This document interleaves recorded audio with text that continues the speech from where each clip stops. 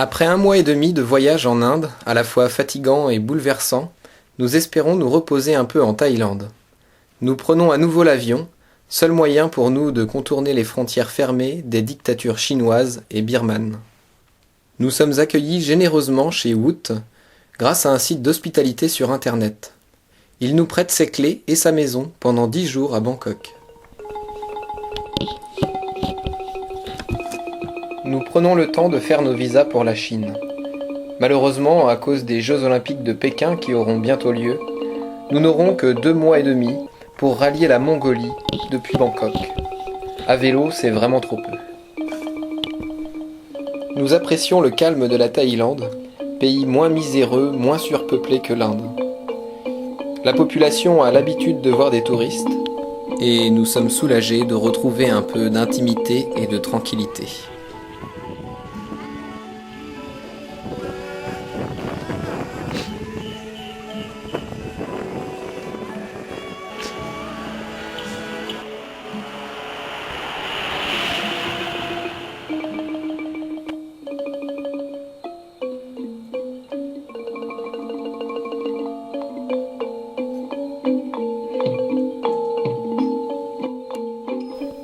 Nous dormons parfois dans des temples.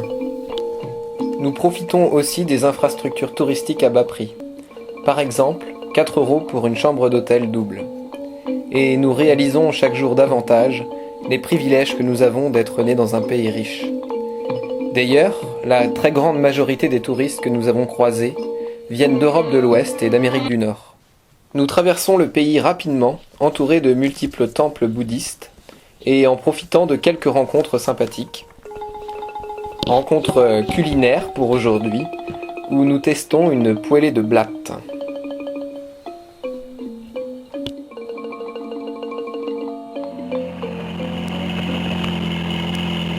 Nous traversons le fleuve Mekong pour rejoindre le Laos.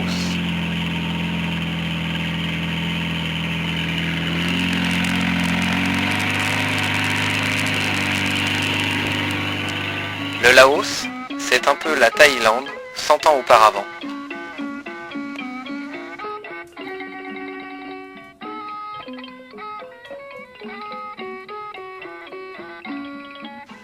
Ce pays nous séduit beaucoup par la beauté de ses paysages et la simplicité de vie de ses habitants.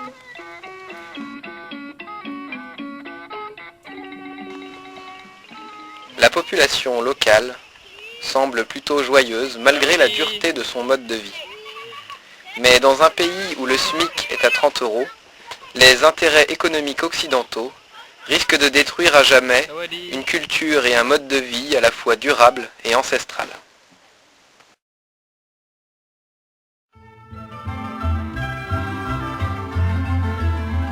La Chine, c'est de plus en plus comme ça.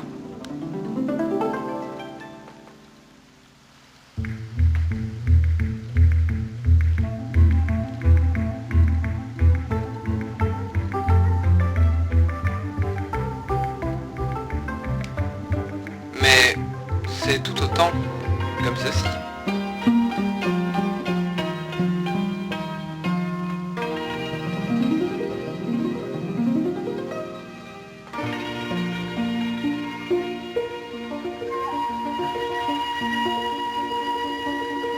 Et de toute évidence, ça marche comme ça.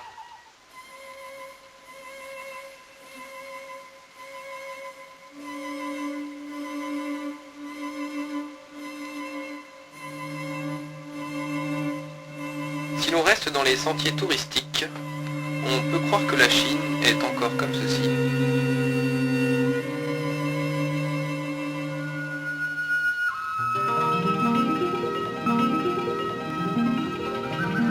Mais si l'on s'évade en pleine campagne, ça devient cela.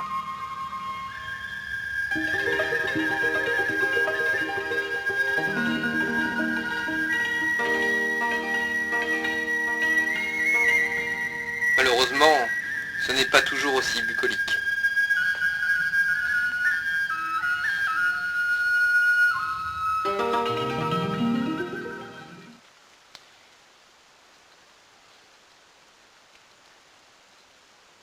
Et traverser la Chine, ce n'est pas de tout repos.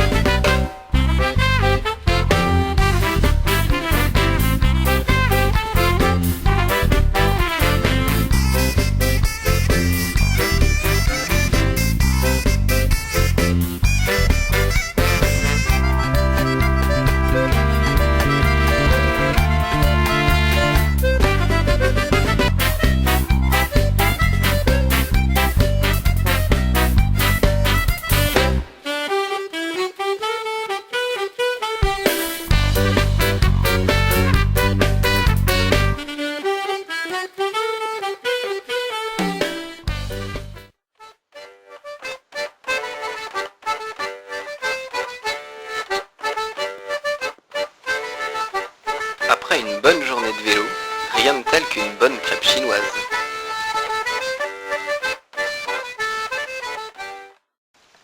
Ou bien le fruit de toutes nos courses. Ainsi qu'une bonne nuit à l'hôtel. 5 € la nuit pour cette chambre, qui nous pose toujours le problème moral de la légitimité de notre pouvoir d'achat. Mais ce soir, nous avons de la chance. La police ne nous a pas embêtés. Une soirée parmi d'autres, où nous reposons nos cuisses en tricotant. Mais nous ne savons pas encore que le maître d'hôtel nous demandera de partir à 6 h du matin pour éviter que la police ne nous voie. En effet, afin d'éviter que la population locale n'entre en contact avec les touristes, on nous oblige souvent à prendre un hôtel de luxe. Au nord de la Chine, nous passons 2 heures par jour environ à négocier avec les maîtres d'hôtel et la police pour tenter de contourner cette loi. Les rencontres spontanées sont assez rares. Peut-être à cause des difficultés de communication, ou bien la peur d'un pouvoir totalitaire. Peut-être nous lassons-nous un peu de ce voyage. Nos meilleures rencontres se font grâce aux sites d'hospitalité sur Internet. Les Chinois nous disent souvent avec fierté « Nous serons bientôt les plus puissants au monde ». Les Chinois veulent, et c'est légitime, profiter des ressources planétaires au même titre que les Européens et les États-Unis. Beaucoup semblent méconnaître les enjeux écologiques actuels. Et nous réalisons peu à peu que connaître le monde, c'est savoir qu'il court à sa perte.